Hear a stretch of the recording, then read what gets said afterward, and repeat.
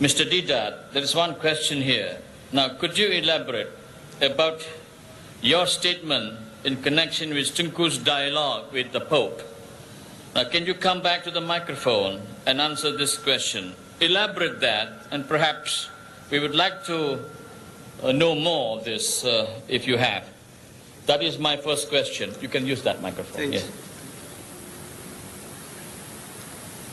You see, when I came to this beautiful country of yours in 1984,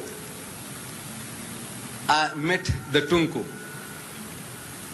And he asked me, Ahmad, that's my name, he says, this dialogue of yours with the Pope, what happened?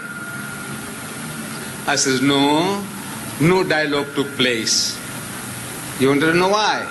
I says, no, His Holiness didn't mean the dialogue in the sense which the Quran speaks. The Quran, Allah Ta'ala wants us to have a dialogue with Him, with the Christians. Ta'ala, come, talk about Allah's unity. He is the one and only Allah that there is. This is what Allah wants us to talk.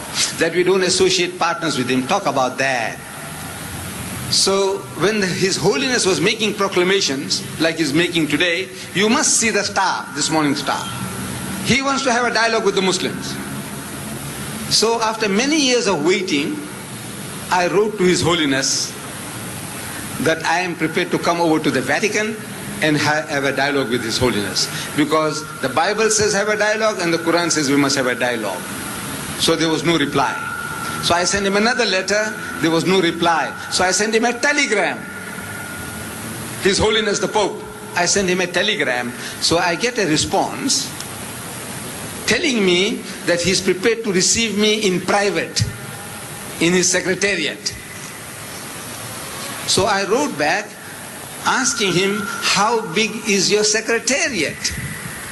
Because this is not a private matter. A dialogue with the Muslims is not a private matter between Ahmad Deedat and the Pope, that I go and enjoy a cup of tea with him and have a nice good time, and he gives me a gilt-edged Bible as a present, and I come and tell the people, I says, you know, I went to the Pope and he gave me tea and he kissed my hands.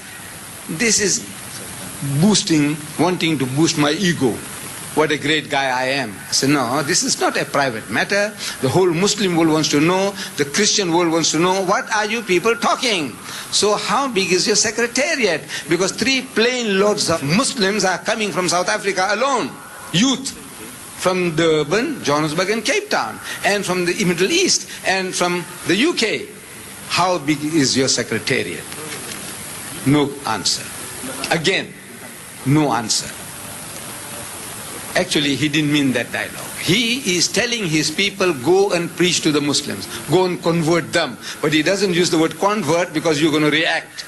So the best way is talk about a dialogue. This morning's paper, dialogue. I go to Birmingham delivering a lecture. And in that lecture, I meet Dr. Abdullah Nasif of the Rabita. So he's asking me, Ahmad, what happened about your dialogue with the Pope? So I told him, I says, you know, this was just a hoax. He didn't really mean a dialogue in what sense we understand. What Allah wants us to talk about, no, not about that. So he says, you know, he did it to me too. Dr. Nasif, he says, he did it to me. I said, what did he do? He said, he called me for a dialogue and I went. You know, simple people, he said, and I went. And he goes. He said, they made me to wait at the Vatican in a waiting room. After 10 minutes into another higher grade waiting room, after another 10 minutes still higher grade waiting room, and in comes His Holiness, embraces him, kisses his hand. Fantastic gentleman. Say, are you from Egypt? Dr. Nasir says, no, I'm from Saudi Arabia, meaning that the guy didn't know, or maybe he was expecting somebody from Egypt. So what's the dialogue? He says, you know, you people don't allow us to build churches in your country. And it happens. Saudi Arabia is the only Muslim country in the world where there is not a church. Only Muslim country in the whole vast world. He says, you people don't allow us to build churches in your country.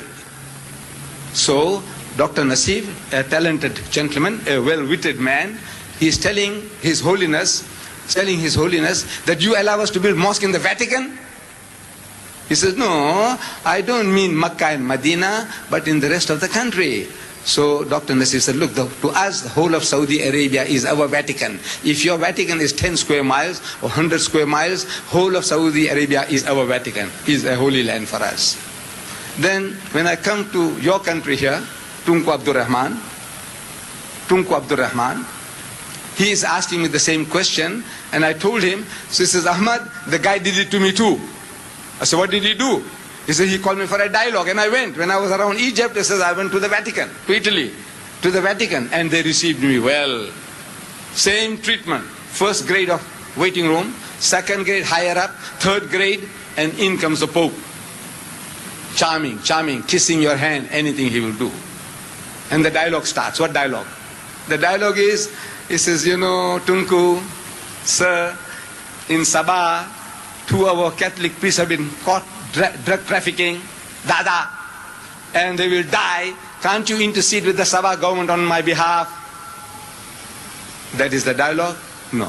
Allah Bari Ta'ala is telling us to have a dialogue with them on the basis that there is but one Allah, worship Him, don't associate partners with Him, don't take others as lords and patrons other than Allah. So the dialogue with the Tunku was of another kind, the dialogue with the Abdullah Nasir was of another kind, not the type of dialogue that we are talking about. Come, let us reason together on the worship of the one true God.